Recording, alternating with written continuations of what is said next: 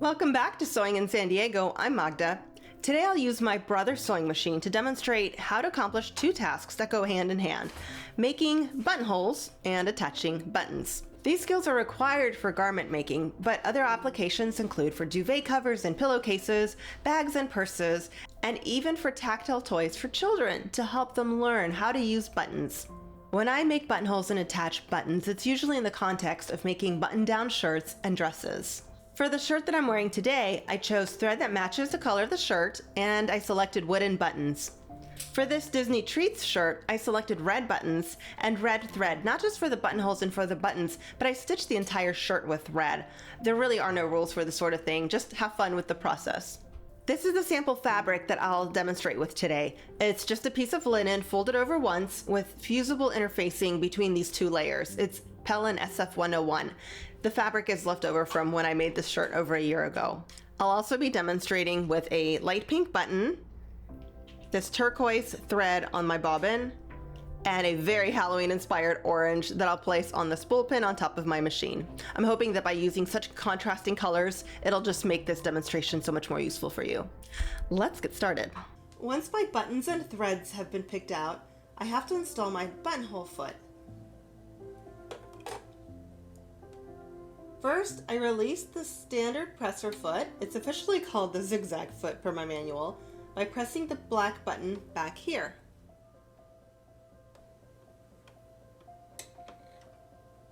There, comes right off. Then I grab a button that I'll be attaching and I drop it into the buttonhole foot and clamp it.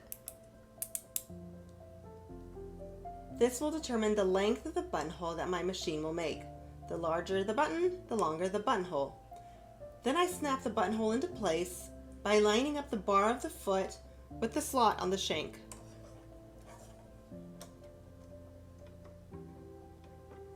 Then I'll drop it like this, raise it again, and there, now I have an attached buttonhole foot. See how I have one thread above the foot and one beneath? I want them both to be under here, so I'll grab something sharp. A pin works, scissors are fine too, and I lower with the hand wheel the needle just a little bit so that I can grab it from beneath. See how orange is coming under? There. Now they're both hanging out together right here. While this and other machines can make buttonholes with the press of a button, I feel it's important to understand which variables affect the look of a buttonhole. First, I'll adjust the pattern selection dial, setting it to the one-step automatic buttonhole stitch pattern. Then I'll play with the three dials on top of my machine. I like my stitch length to be pretty short, so I set it to the letter F.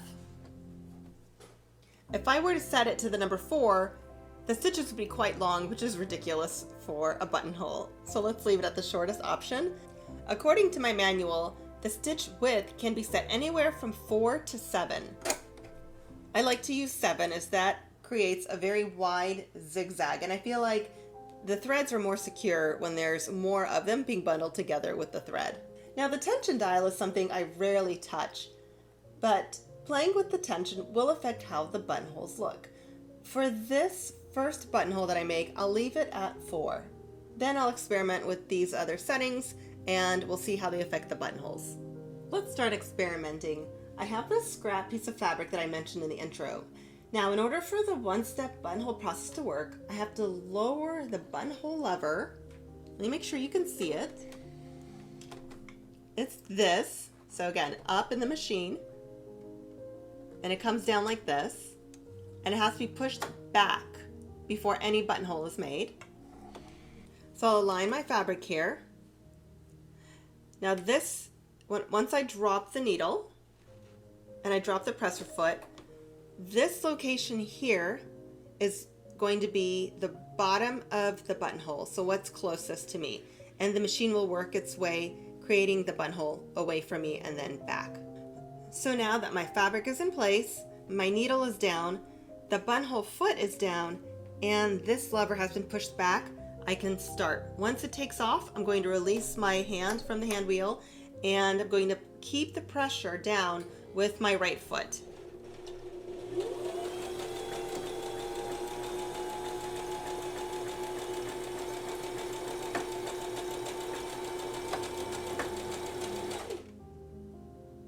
Well, this is annoying, but it sometimes happens with my machine. Once this lever in the back gets pushed, I have to maintain it with my left hand. Sometimes it likes to bounce back and messes up the buttonhole. So I'm going to do this again. Let me lift everything up, release all the pressure, scoot this down, and have another go at it. Okay. That's been pushed back. Needle is down, foot is down, and away I go again.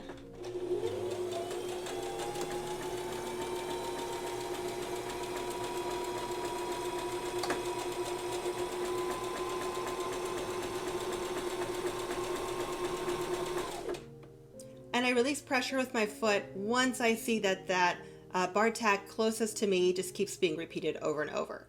And again, in this second instance here, I did hold the lever towards me. Now that the buttonhole has been made, I'll push it back. So now my machine is ready to make the next buttonhole. Let's see how it looks. So here's the one that didn't work. You can see it just kept repeating stitches in that location. This one looks so much nicer. I did hold this lever forwards and it made two nice lines along with these two bar tacks. So again, the order is it makes this bar tack, makes the stitches on the left, back bar tack, the ones on the right, and then it comes back to repeat here. And this is what the back of the buttonhole looks like. So you can see also that the orange thread, which is on top of the machine on the spool pin, is on top of the buttonhole, and the bobbin thread shows on the bottom of the buttonhole. Now I'm going to change just one variable here. How about the tension? Let me make the tension 1 for the top thread, and I'll repeat that same process.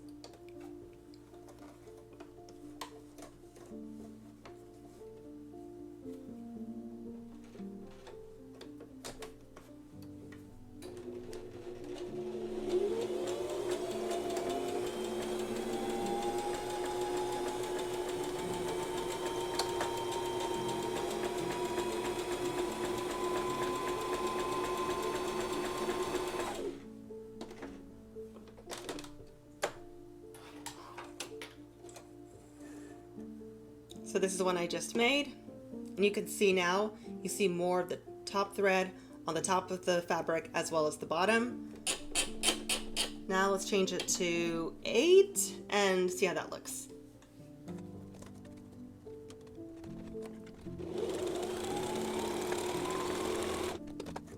Oh, you can see that already. Because of the change in the tension, now we've got a lot more blue, not just in the back relative to our first one. You're seeing blue pop up on the front as well. So that's something to think about if you want to have a multicolored look just like that. However, to continue this process, let me change this back to 4. So now the tension's at 4. And now let's play with the width variables. I'll change the width to 4, which according to my manual is the smallest number.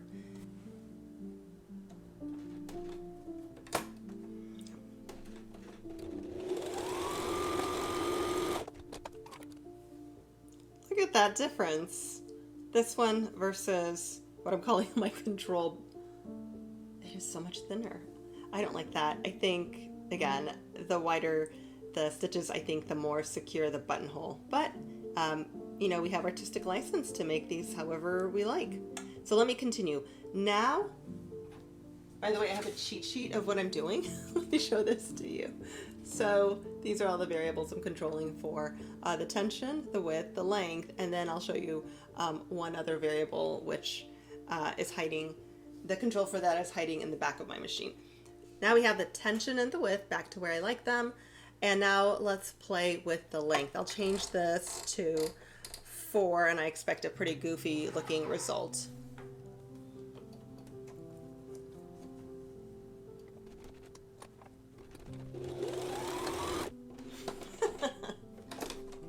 There, that's not even a buttonhole, but now we know why we should not set such wide lengths of stitches. Okay, let me fix it.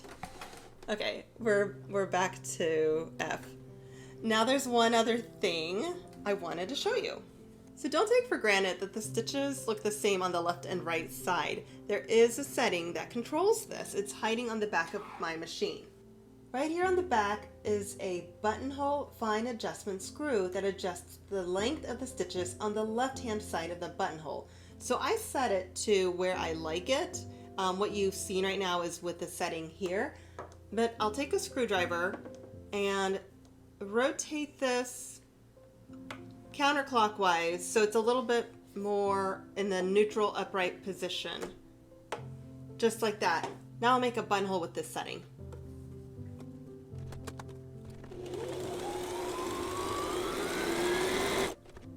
It doesn't like me. I'm going to do that again.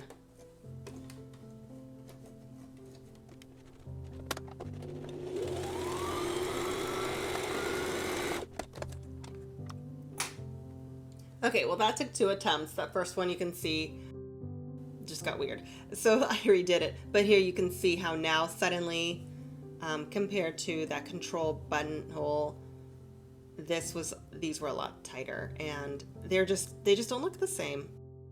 So I think that's so neat that a machine will allow you to control, to adjust left to right. Okay, now that I've explained a couple of the settings that affect the look of a buttonhole, I'll switch gears and attach a button. First, I'll need to attach my button foot.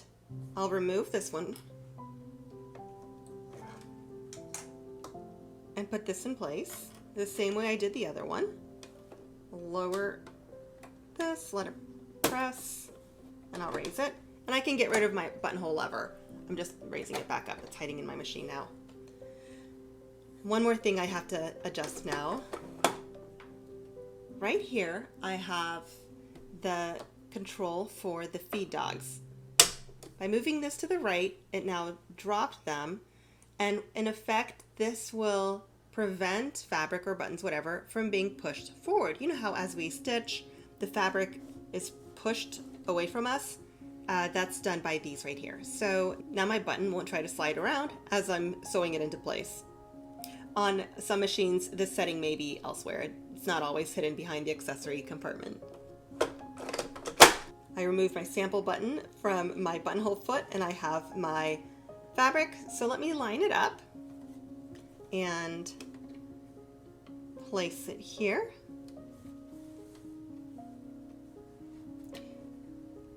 Before I drop the foot, I have to adjust settings. So first, I want this to be set to zigzag stitch, which on my machine is number 3. This length setting doesn't matter at all because when the feed dogs are not activated, there's no such thing as length of stitches, right? Nothing moves forwards. And then my width will be controlled by the distance between the buttonholes. And then I never mess with the tension. Again, I'll just leave it at number 4. So let's figure out what that width has to be. And this is, again, button specific. And I do this by, well, actually I'm going to let the needle fall one time because I want it on the right hand side. Okay, there, I can see the needle. It's on the right.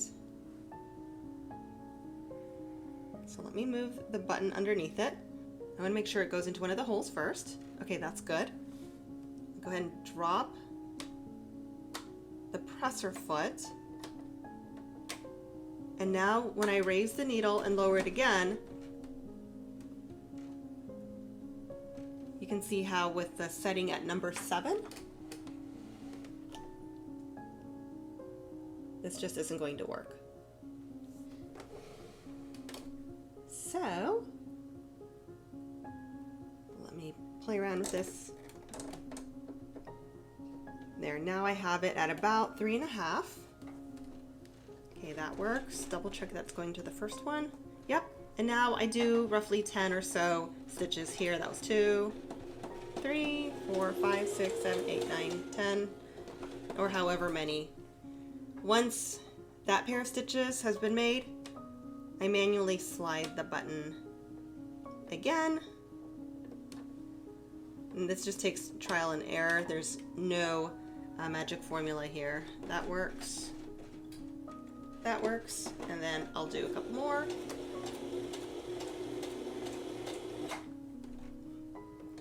erase everything.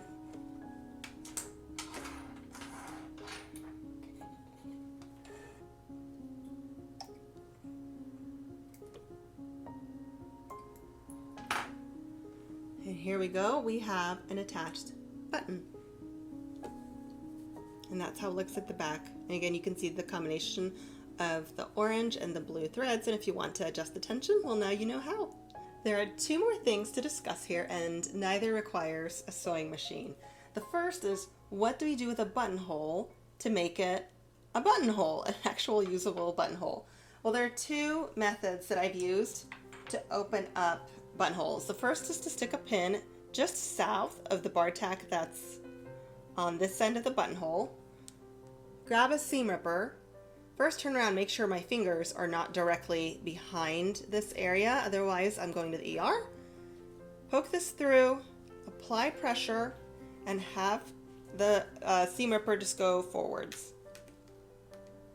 The pin will stop it, and the blade cuts it through beautifully. And then of course I want to test it with the buttonhole. The first time a button goes through a freshly made buttonhole, it will feel really tight. Subsequent usage will be just fine. Now, do you see how this is fraying? This is totally normal. If you see threads poking through, even from the interfacing, like you see mine, I just cut them right away. I don't wait to use my shirt or dress before doing this. I just get rid of them now. I know it's going to be a problem. There, fewer loose threads. Same thing in the back, just it's a different angle. And anything I see, I snip. Now the other method for opening a buttonhole, and this is the one I use most frequently, let me use this one, is just with small scissors. Again, checking to make sure there's no fingers directly behind it. I just poke through, and then I gently snip to the top, poking through right there and there. Same thing, I have now a buttonhole that's open and ready to use. I'll clean it up like so, and now it's a lot prettier.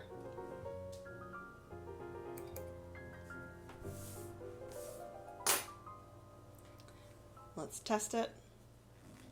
Yep, that feels great. Success. I'll now apply Fray Check. This is essentially fabric glue, and what it does is prevents fraying on the buttonhole. Now, it's advertised as being something that dries clear, but I'll tell you in my experience, this will show a little bit, so I try not to go too crazy with it, but I do usually like to apply it to both front and back of buttonholes, as well as my buttons, just tiny little drops on the front and on the back of the button. These are high friction areas, of course, as we put garments on and take them off, and I just don't like fraying. So Fray Check advises us to wait 15 to 30 minutes to allow this product to dry. I usually wait overnight just to make sure everything is very secure. So what I'll do is set a timer for 30 minutes, and then I'll come back and show you what this looks like after it's had a chance to dry a little bit. My 30-minute timer just went off, so as promised, here's how this buttonhole looks. I applied the Fray Check 30 minutes ago, and it's still a little bit wet to the touch, and you can see how it's quite visible on both sides of the buttonhole. On the button, you can't see it. It looks pretty clear here. You can see it on the back, of course, when wearing a garment. This doesn't matter, but that would be visible, even if there's a button, kind of sitting on top of it. The other thing I wanted to show you is I did a practice run for this video a few days ago, and I applied Fray Check. So this, of course, has been drying for way more than 30 minutes. I think it's been about 4 days at this point. And again, it is dry, it is stiff, but it is visible. So be careful when using this product. It'll prevent threads from fraying, but it will remain visible on some garments. Thanks so much for watching. Thanks for subscribing. I hope you learned something today, and I hope to see you in a future video. Bye. Did I mention the button earrings?